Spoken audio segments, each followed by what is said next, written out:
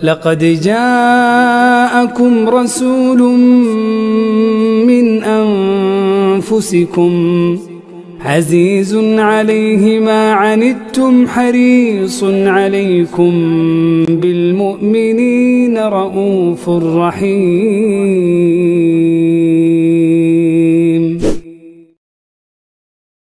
Assalamualaikum warahmatullahi wabarakatuh, teman-teman sekalian. Alhamdulillah pada kesempatan ini saya bisa berjumpa lagi dengan teman-teman dalam channel Materi Kesehatan Mudah, dan kesempatan ini akan saya sampaikan melanjutkan materi yang lalu, yaitu tentang tetanus. Pada kesempatan kali ini akan saya sampaikan siapa saja orang yang memiliki faktor risiko besar untuk terjadinya penyakit tetanus ini. Yang pertama, teman-teman sekalian, orang dewasa itu lebih besar risikonya mengalami tetanus ketika dia mengalami luka dan terinfeksi bakteri tetanus tersebut.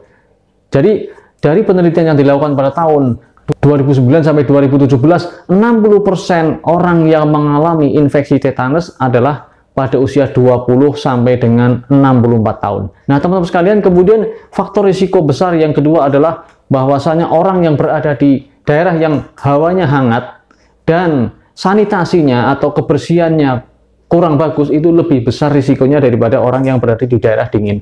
Kemudian yang selanjutnya bahwasanya orang yang tidak dilakukan imunisasi anti tetanus itu lebih besar risikonya mengalami tetanus daripada yang divaksinasi anti tetanus. Oleh karena itu, bagi teman-teman sekalian yang masih ada kesempatan untuk anak khususnya dilakukan imunisasi, maka silahkan manfaatkan kesempatan tersebut dengan sebaik-baiknya, karena ini adalah program wajib pemerintah yang diberikan secara cuma-cuma atau gratis.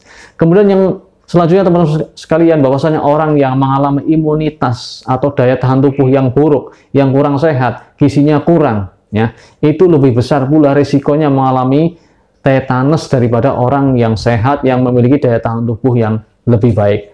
Dan selanjutnya faktor risiko yang lain adalah orang yang ketika mengalami luka dibersihkan dengan perawatan luka yang buruk, itu risikonya juga lebih besar daripada orang yang ketika luka dia rawat, dia bersihkan, ya, dia benar-benar perlakukan luka tersebut dengan sebaik-baiknya sehingga luka tersebut akan cepat sembuh. Dan ini risikonya bagi orang yang perawatan lukanya buruk, maka lebih besar terkena tetanus daripada orang yang perawatan lukanya baik. Dan selanjutnya yang perlu saya sampaikan kepada teman-teman sekalian, pada bayi yang mengalami persalinan tidak dengan cara pertolongan yang higienis, tidak dengan pertolongan yang sehat, misalnya dengan memotong tali pusat secara tradisional, yaitu menggunakan alat-alat yang tidak steril, ini memiliki faktor risiko mengalami tetanus pada anak atau bayi tersebut lebih besar daripada orang yang ditolong dengan cara-cara yang sehat, dengan cara-cara yang steril yang dilakukan oleh tenaga kesehatan. Di antaranya pada orang-orang kampung masih di antara mereka memotong tali pusat dengan menggunakan bukan peso atau alat-alat yang steril, tapi dengan menggunakan kulit bambu atau welat istilah Jawanya. Ini adalah di antara faktor risiko yang besar bagi bayi mengalami penyakit tetanus. Kemudian teman-teman sekalian, kemudian orang yang giginya kerowok dan berlubang dalam jangka waktu yang lama, tidak dirawat, tidak diperhatikan kebersihannya, ini juga di antara faktor risiko lebih besar daripada orang-orang yang giginya bersih, yang dia senantiasa merawat giginya, membersihkan giginya, apalagi kalau dia sakit, dia segera dia lakukan tindakan untuk mendapatkan pertolongan atau perawatan yang selanjutnya. Itulah beberapa faktor risiko besar yang bisa terjadi pada seseorang, yaitu terjadi penyakit tetanus. Nah, teman-teman sekalian, pada kesempatan ini akan saya sampaikan pula apa yang bisa kita lakukan ketika seseorang mengalami gejala-gejala tetanus, ya. Maka saya sampaikan, ketika di antara teman Anda atau keluarga Anda, waliyahzubillah, kita berlindung kepada Allah agar kita tidak mengalaminya, mengalami luka kemudian ataupun tidak jelas lukanya, kemudian dia mengalami gangguan, misalnya dia kesulitan membuka mulut, ya, atau kesulitan menelan, dia mungkin ada sakit gigi, giginya kerowok dalam jangka waktu yang lama, atau pernah, ya, beberapa hari yang lalu, seminggu yang lalu, 10 hari yang lalu, bahkan mungkin 20 hari yang lalu, bahkan lukanya sudah menutup sama sekali, misalnya tertusuk benda tajam di kaki atau dimanapun, dia mengalami kekakuan pada leher atau kesulitan menelan, maka hati-hatilah, karena ini bisa jadi ini adalah bagian dari gejala tetanus yang akan bisa berakibat lebih besar bahayanya ketika tidak segera mendapatkan pertolongan. Oleh karena itu, ketika muncul gejala seperti itu, kesulitan membuka mulut, kesulitan menelan, atau apalagi yang lebih daripada itu, misalnya kekakuan pada leher atau kekakuan pada perut seperti gelabak ini, harus segera dibawa ke rumah sakit untuk mendapatkan pertolongan lebih lanjut. Karena kalau sampai terjadi hal-hal yang tidak diinginkan, misalnya kekakuan pada otot-otot yang berhubungan dengan pernapasan, ya, ini bisa mengalami akibat yang fatal atau kematian. Oleh karena itu, ada beberapa saran yang bisa saya sampaikan kepada teman-teman sekalian agar kita bisa tercegah dari penyakit tetanus tersebut. Yang pertama yang perlu saya sampaikan, ketika seseorang mengalami luka, maka bersihkan luka dengan sebaik-baiknya. Ketika lukanya kecil, bersihkan dengan sebaik-baiknya, ya, dicuci dengan air mengalir, kalau perlu dengan sabun. Ketika luka besar, maka cuci pula dengan sebaik-baiknya, ya, agak besar misalnya, dengan sebaik-baiknya dengan air mengalir, ya. Nah, kalau lukanya benar-benar kotor, maka kotoran tersebut harus benar-benar kita keluarkan. Kalau ada apakah itu debu atau tanah atau mungkin kotoran hewan, maka harus bersih dari semua itu sehingga luka benar-benar bersih, disiram dengan air mengalir.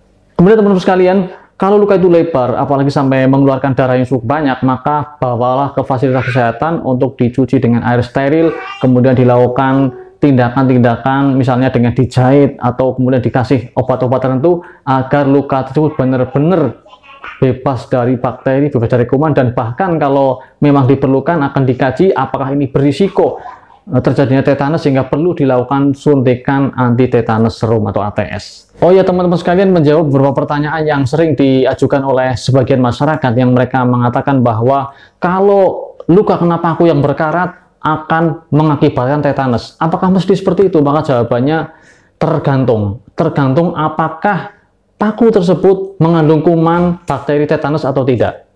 Kemudian yang kedua, bahwasanya perawatan luka sangat menentukan. Walaupun paku tersebut tidak mengandung bakteri tetanus, tetapi ketika perawatan lukanya jelek, itu juga bisa menimbulkan atau bisa menjadi sarang masuknya kuman tetanus atau Clostridium tetani dari kotoran-kotoran yang menempel di luka tersebut. Oleh karena itu, jawabannya apakah paku berkarat bisa menimbulkan tetanus? Ketika paku tersebut tidak mengandung kuman tetanus, kemudian dirawat lukanya dengan baik, maka insya Allah tidak akan terjadi. Tapi ketika paku tersebut mengandung kuman tetanus kemudian masuk ke luka dan tidak dibersihkan, maka sangat besar risikonya atau kemungkinannya untuk terjadi gangguan atau penyakit tetanus yang diakibatkan oleh Clostridium tetani yang ada di dalam paku tersebut. Apalagi ditambah dia tidak memiliki imunitas dari vaksinasi anti tetanus, dan apalagi ditambah dengan faktor-faktor lain yang merupakan risiko besar terjadinya tetanus seperti yang telah disebutkan pada kesempatan yang telah lalu. Itulah yang bisa saya sampaikan pada kesempatan kali ini. Mudah-mudahan bermanfaat bagi teman-teman sekalian dan keluarga teman-teman semuanya. Billahi taufiq wal hidayah. Cendrawasih burung Irian. Terima kasih, cukup sekian. Wassalamualaikum warahmatullahi wabarakatuh. الجذع حن إليك يا خير الورى كيف النفوس إليك لا تشتاق صلى عليك الله ما لاحت لنا شمس ولا اهتزت هنا أوراق